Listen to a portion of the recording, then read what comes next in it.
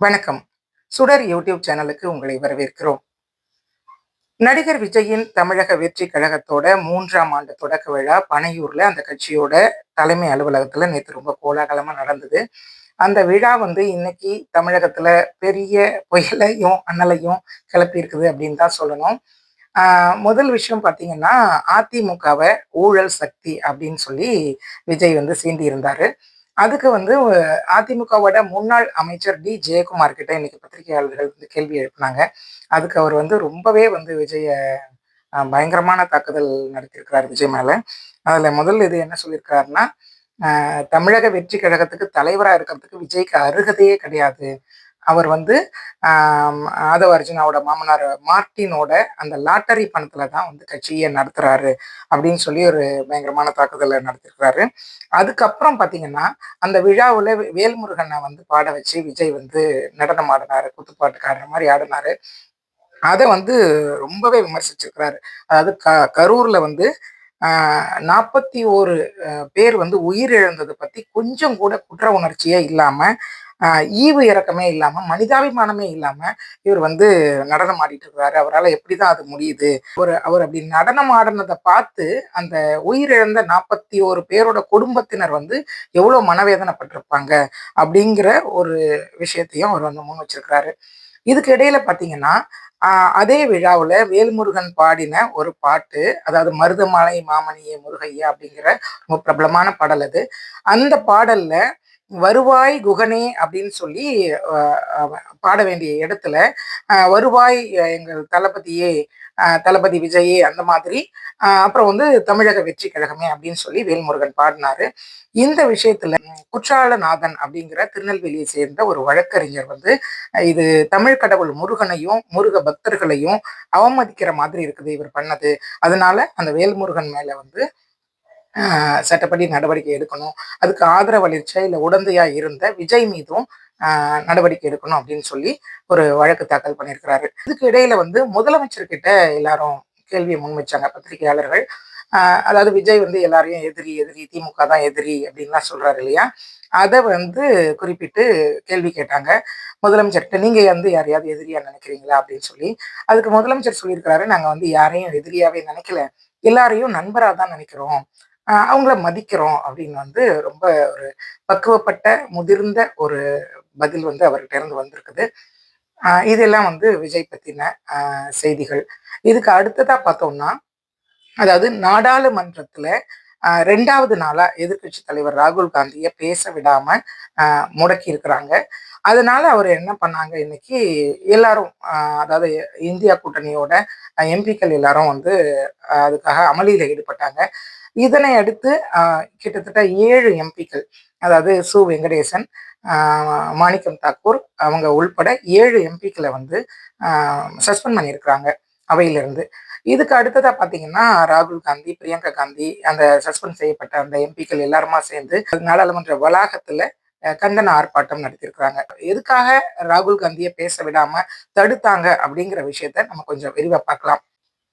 நாடாளுமன்றத்துல நேத்து குடியரசுத் தலைவரோட உரைக்கு நன்றி தெரிவிக்கும் தீர்மானத்தின் மீது எதிர்க்கட்சி தலைவர் ராகுல் காந்தி பேச தொடங்கினார். அப்ப அவர் என்ன பண்ணாருன்னா, 2020ஆம் ஆண்டுல சீனாவுக்கும் இந்தியாவுக்கும் நடந்த, அதாவது லடாக் பகுதியில நடந்த ஒரு மோதல், அதை பத்தின ஒரு புத்தகத்தை எழுதின ராணுவ ஜெனரல் நரவனே அப்படிங்கிறவர் அதாவது அப்ப தளபதியா, ராணுவ தளபதியா இருந்தவர். அப்ப நடந்த அந்த அந்த தாக்குதலுக்கு பின்னணியில என்ன நடந்தது அப்படின்னு சொல்லி விரிவா ஒரு புத்தகம் எழுதியிருக்கிறாரு. அந்த புத்தகம் அப்பவே எழுதப்பட்டிருந்தாலும் இப்போ வரைக்கும் அது வெளியிட விடாம தடுத்து வச்சிருக்கிறாங்க. ராணுவத்தோட அனுமதி வாங்கி தான் அதை வெளியிடணும் அப்படின்னு சொல்லி தடுத்து வச்சிருக்கிறாங்க. இந்த நிலைமையில அந்த புத்தகத்துல இருந்த ஒரு பகுதியை ஒரு பிரபல இதழ் ஒரு கட்டுரையா அதை வெளியிட்டிருக்கிறாங்க. இந்தந்த விஷயங்கள் தான் அந்த புத்தகத்துல இடம்பெற்றிருக்கு அப்படின்னு சொல்லி. அந்த இதழ்ல வெளியான கட்டுரையை வச்சுக்கிட்டு தான் ராகுல் காந்தி பேச தொடங்கினாரு. அன்னைக்கு அந்த சீன துருப்புகள் எல்ஓசியை கிராஸ் பண்ணி வந்துட்டு இருக்கிறாங்க, லைன் ஆஃப் கண்ட்ரோல. அப்போ அந்த சமயத்துல நாங்க என்ன பண்றது அப்படின்னு சொல்லி அவங்க தாக்குதல் நடத்த தயாரா இருக்கிறாங்க. இந்திய ராணுவத்திலிருந்து பதில் தாக்குதல் நடத்துறதுக்கான அதிகாரம் அவங்களுக்கு இல்லை. அதுக்கு மேலிடத்தோட அனுமதி வேணும். அப்ப அந்த அனுமதியை கேட்டு துறை அமைச்சர் ராஜ்நாத் சிங் வந்து பலமுறை அவர் வந்து தொடர்பு கொண்டிருக்கிறார் ராணுவ தளபதி. அவர் வந்து எந்த முடிவுமே சொல்லாம ரொம்பவே காலம் கடத்தியிருக்கிறாங்க. மணிக்கணக்கா காலம் கடத்தியிருக்கிறாங்க. கடைசி நேரத்துல முடிவெடுக்கவே முடியாம, சரி நீங்களே பார்த்துக்கோங்க, என்ன வேணா பண்ணிக்கோங்க அப்படிங்கிற மாதிரியான ஒரு பதில் வந்து பிரதமர் சொன்னதா சொல்லியிருக்கிறாரு. இந்த ஒரு குறிப்பிட்ட விஷயத்தை தான் அவர் வந்து அந்த புத்தகத்துல எழுதியிருக்கிறதா ஒரு அத்தியாயத்தை வந்து அந்த பிரபல இதை வெளியிட்டிருக்குது. ஒரு இவ்வளோ ஒரு ஆபத்தான சூழல்ல கூட இப்படிப்பட்ட ஒரு செயலை வந்து பண்ணியிருக்காங்க இந்த கவர்மெண்ட் அப்படிங்கிற மாதிரியான ஒரு குற்றச்சாட்டை முன்வைக்கிறதுக்காக தான் அவர் வந்து பேச முற்பட்டாரு ராகுல் காந்தி. அத உடனே எல்லாரும் எதிர்த்து தடுத்து நிறுத்தி பேசக்கூடாது அப்படின்னு சொல்லி, அதாவது வெளிவரவே இல்லாத ஒரு புத்தகத்துல இருந்து ஒரு விஷயத்த எடுத்து பேசுறது வந்து தப்பு அப்படின்னு சொல்லி பேச விடாம தடுத்தாங்க. அதாவது சபாநாயகருமே வந்து அதுக்கு வந்து மறுப்பு தெரிவிச்சு, இன்னும் கேட்டா ராகுல் காந்தி பேசவே முடியாத அளவுக்கு அவரோட மைக்கெல்லாம் கூட வந்து ஆஃப் பண்ணிட்டாங்க அப்படின்லாமே வந்து குற்றச்சாட்டு இருந்தது. இதுக்கு அப்புறமா அவரை பேச விடணும் அப்படின்னு சொல்லி இந்தியா கூட்டணியோட எம்பிக்கள் வந்து அமளியில ஈடுபட்டதுனால நம்ம தமிழ்நாட்டை சேர்ந்த சு வெங்கடேசன், மாணிக்கம் தாக்கூர் உள்பட 7 எம்பிக்களை சஸ்பெண்ட் பண்ணியிருக்கிறாங்க. சஸ்பெண்ட் பண்ணதை எதிர்த்து ராகுல் காந்தி, பிரியங்கா காந்தி இவங்களோட தலைமையில நாடாளுமன்ற வளாகத்திலேயே இந்தியா கூட்டணியோட எம்பிக்கள் எல்லாரும் வந்து கண்டன ஆர்ப்பாட்டம் நடத்தியிருக்கிறாங்க. இதுக்கப்புறமா பார்த்தீங்கன்னா, சபாநாயகர் ஓம் பிர்லாவுக்கு எதிர்க்கட்சி தலைவர் ராகுல் காந்தி வந்து இந்த மாதிரி எதிர்க்கட்சி தலைவரையே வந்து பேச விடாம தடுக்கிறது வந்து ஒரு ஜனநாயகத்தின் மீதான, பேச்சுரிமையின் மீதான தாக்குதல். அதாவது பேச்சுரிமையோட குரல் வலையை நெரிக்கிற மாதிரியான ஒரு செயல் இது. இதை வந்து என்னை பேச அனுமதிக்கணும் அப்படின்னு சொல்லி அவர் வந்து ஒரு கடிதம் எழுதியிருக்கிறாரு. இந்தியா அமெரிக்கா வர்த்தக உறவுல இன்னைக்கு வந்து ரொம்ப பெரிய மாற்றம் முன்னேற்றம் ஏற்பட்டிருக்கு. அதாவது எரிசக்தி, தொழில்நுட்பம், நிலக்கரி, விவசாயம் இந்த 4 துறைகள்லையும் 500 பில்லியன் அமெரிக்க டாலர், அதாவது இந்திய ரூபாய் மதிப்புல பார்த்தோம்னா 45 லட்சம் கோடி ரூபாய் அளவுக்கான பொருட்களை இறக்குமதி செய்யறதா இந்தியா ஒப்புதல் தெரிவிச்சிருக்கிறதா அமெரிக்க அதிபர் ட்ரம்ப் சொல்லியிருக்கிறாரு. அதே சமயம் இந்திய பொருட்களின் மீதான இறக்குமதிக்கான வரி வந்து 25% 18% அமெரிக்க அரசு குறைச்சிருக்குது. இதுக்காக அமெரிக்க அதிபருக்கு நம்ம நரேந்திர மோடி வந்து நன்றி தெரிவிச்சு ஒரு பதிவு வெளியிட்டிருக்கிறாரு. அதுல பாத்தீங்கன்னா இந்த மாதிரி அமெரிக்க அதிபர் ட்ரம்ப்புக்கு வந்து என்னோட மனமார்ந்த நன்றி.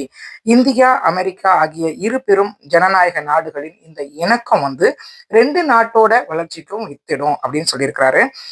அதுக்கப்புறமா வந்து பாத்தீங்கன்னா உலக அமைதி, ஸ்திரத்தன்மை மற்றும் செழிப்புக்கு அமெரிக்க அதிபர் ட்ரம்ப்போட தலைமைத்துவம் வந்து ரொம்ப அவசியமானது அப்படின்னு வந்து புகழாரம் சொல்லியிருக்கிறாரு.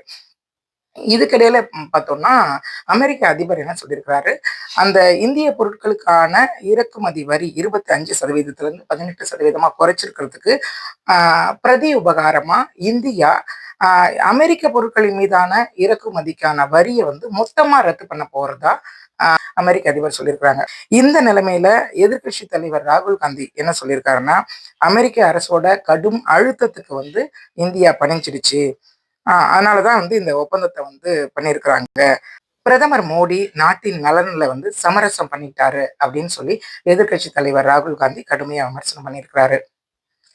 இந்த விவகாரம் தொடர்பா சு வெங்கடேசன் வந்து ஒரு கருத்து தெரிவிச்சிருக்கிறாரு. அதாவது இந்த பிரதமர் மோடியும் அமெரிக்க அதிபர் ட்ரம்ப்பும் என்ன விதமான ஒரு ஒப்பந்தத்தை பண்ணியிருக்கிறாங்க அப்படிங்கிறது வந்து வெளிப்படையா நம்ம நாட்டு மக்களுக்கு தெரியல.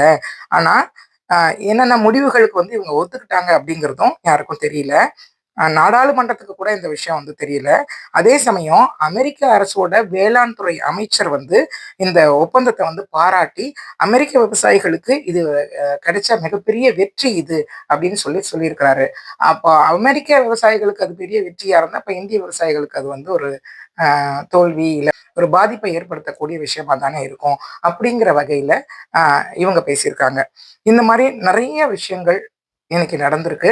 அதுக்கப்புறம் ரொம்ப முக்கியமான விஷயம் பார்த்தோம்னா அமெரிக்க அரசோட நீதித்துறை வெளியிட்டிருக்கிற கோப்புகள், அதாவது எப்ஸ்டீன் ஃபைல்ஸ், அந்த மர்மங்கள் வந்து இந்தியாவை ரொம்பவே அதிர வச்சிருக்குது அப்படின்னு சொல்லி ஒரு பெரிய விவாதம் வந்து இன்னைக்கு போயிட்டு இருக்குது.